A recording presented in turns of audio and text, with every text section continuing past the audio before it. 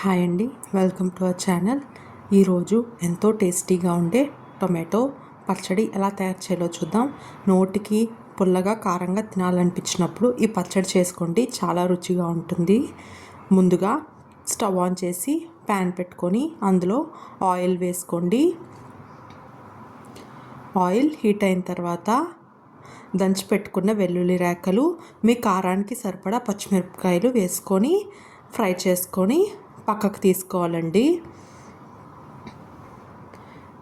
ఇప్పుడు అదే ఆయిల్లో ఉల్లిపాయలను కూడా వేసుకొని ట్రాన్స్పరెంట్ అయ్యేంత వరకు కలుపుతూ ఫ్రై చేసుకోండి.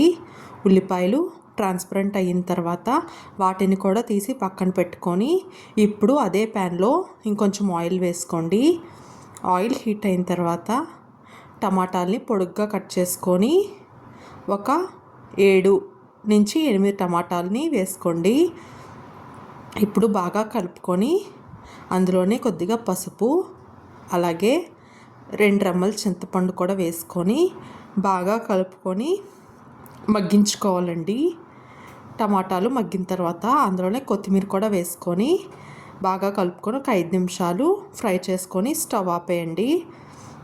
ఇప్పుడు ఒక మిక్సీ జార్ తీసుకొని ముందుగా ఫ్రై చేసుకున్న ఉల్లిపాయలు, పచ్చిమిర్చి, వెల్లుల్లి, అలాగే అందులోనే జీలకర్ర, మీ రుచికి సరిపడా ఉప్పు వేసుకొని కచ్చాపచ్చాగా గ్రైండ్ చేసుకోవాలండి.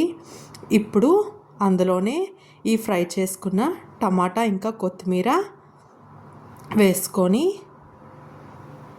కోర్స్గా గ్రైండ్ చేసుకోవాలండి. మరీ మెత్తని పేస్ట్ లాగా గ్రైండ్ చేసుకోవద్దు, కొంచెం బరకగానే గ్రైండ్ చేసుకోండి.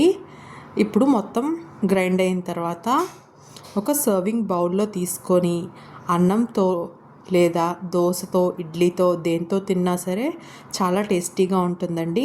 ఒకసారి ఈ రెసిపీని ట్రై చేసి ఎలా ఉందో కమెంట్ చేయండి.